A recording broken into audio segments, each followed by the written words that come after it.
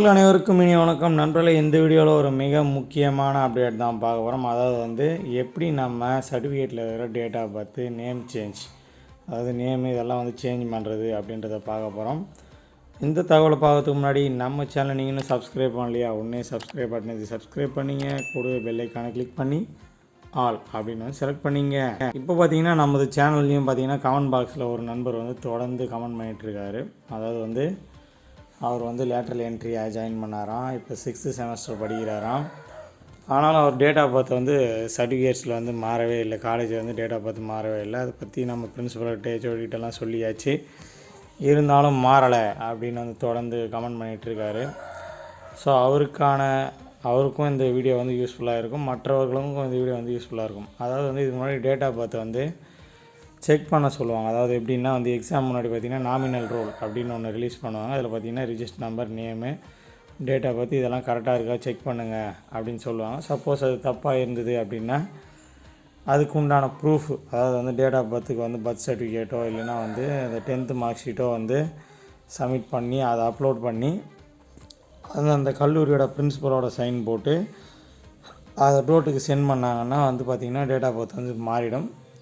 So இப்போ பார்த்திங்கன்னா அந்த நாமினல் ரோல் டைமில் வந்து அது மாதிரி டோட்லேருந்து கேட்கறதில்ல. ஏன்னா வந்து டோட்டில் வந்து ஒன்ஸ் வந்து அந்த பிஃபார்ம் அப்படின்னு ஒன்று சொல்லுவாங்க. அதாவது வந்து அட்மிஷன் போகிற டைமில் பார்த்திங்கன்னா அட்மிஷன் டேட்டெல்லாம் முடிஞ்ச உடனே எல்லா கல்லூரியிலேருந்தும் அந்த அட்மிஷனான ஃபார்ம்ஸ் எடுத்து போய்ட்டு டோட்டில் வந்து வெரிஃபை பண்ணுவாங்க.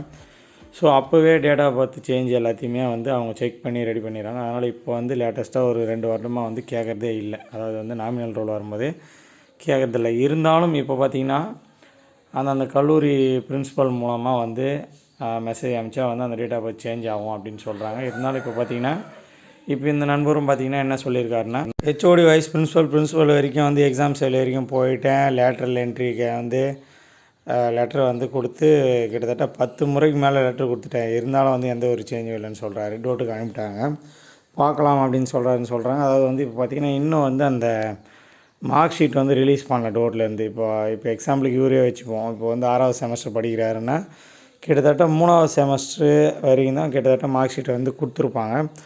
இதுக்கப்புறம் தான் அந்த மார்க் ஷீட் வரும். அந்த மார்க் ஷீட்டை வந்து அவங்க கொடுத்த லெட்ரு வந்து அதில் அப்ளை ஆகிருதா இல்லையா, அதாவது வந்து அந்த டோட்டில் பார்த்தாங்களா இல்லையா அப்படின்றது வந்து அந்த மார்க் ஷீட் இப்போ அவரோட 4th செமஸ்டர் மார்க் ஷீட் வரும்போது தான் தெரியும்.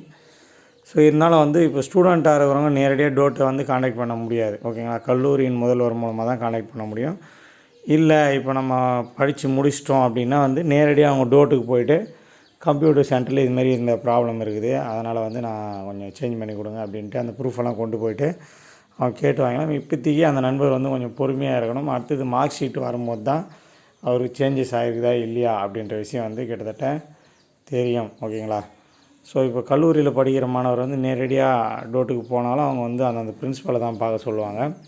ஸோ அதனால் கொஞ்சம் வெயிட் பண்ணுற மாதிரி கேட்டுக்கிறோம். மேலும் அந்த பிரின்ஸிபல்ஸையே அப்பப்போ அப்டேட் கேட்டு தெரிஞ்சுக்குமாறு கேட்டுக்கொள்கிறோம்.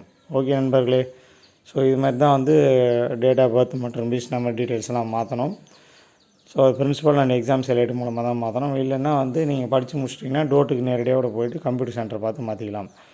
ஓகே நண்பர், வேறு எதனா கேள்விகள் இருந்தால் கமெண்ட் பாக்ஸில் கமெண்ட் பண்ணுங்கள். நம்ம சேனலை சப்ஸ்கிரைப் பண்ணி இந்த வீடியோ அனைத்து நண்பரோட ஷேர் பண்ணுங்கள். வாட்ஸ்அப் குரூப் லிங்க் எல்லாம் இருக்குது, அதில் போய் ஜாயின் பண்ணுங்கள். தேங்க்யூ.